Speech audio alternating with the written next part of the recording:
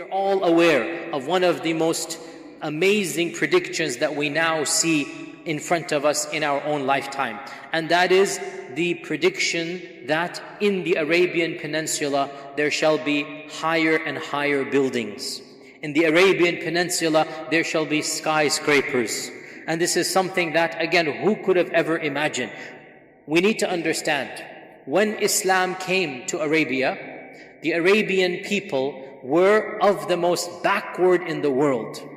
They did not even have government. They were tribal. You know, the basic sign of civilization is government. They didn't have a government.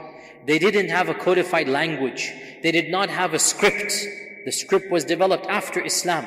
There was not a single library in all of Arabia. There was no 3-story structure. Didn't exist. The max you could do 2 stories, very small. They couldn't build tall buildings.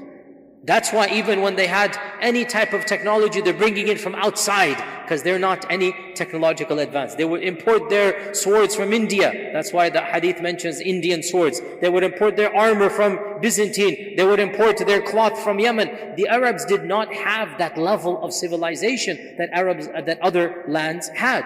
So for the Prophet to predict that Arabia and the Arab lands would have the tallest buildings is once again surreal. How could that happen? And not just that, but people who were only yesterday dirt poor would be competing with one another to who is going to build a taller building. And I don't need to go into explicit detail. Wallahi, this is self-evident as we speak.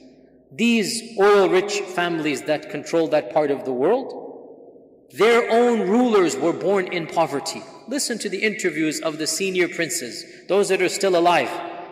They tell us, look at their YouTube videos, when their own fathers came to power, back in the 20s and 30s, they weren't rich, there wasn't oil back then. These same princes mentioned they didn't have running water, they didn't have shoes and slippers, they would run around in the sand. And what did our Prophet ﷺ say? You will find barefoot shepherds. Their ancestors were shepherds. They were barefoot. And now that they are the multi-billionaires, what do? What is their pastime? What is their hobby? In the year 2000, Faisaliya Center opens up. In 2010, Burj Khalifa opens up. In 2015, this happens. Each one of these princes wants to show that I have the bigger building. And Burj Khalifa, by the way, is 2.5 times taller than the Empire State Building. Go imagine that. And when the other prince of Arabia heard that, he goes, Khalas, I'm going to build in Riyadh something that is even taller than your Burj Khalifa. It's as if, mashallah, their iman is so strong, they want to prove the Prophet correct. And they're going to say, look, I'm going to do exactly what the Prophet said. But of course, anyway. So the point being that it is self-evident in our times. We are seeing this phrase enacted in front of our eyes. Who could have ever imagined? Who could have ever imagined? 3 or 4, or I forgot now, 5 they keep on changing, of the tallest 10 buildings in the world are in that region. Go figure. And who did them?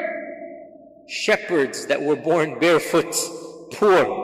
And each one is competing with the other to see who is going to build the taller building. So these are all specific incidents that have been predicted by our Prophet sallallahu alaihi wasallam.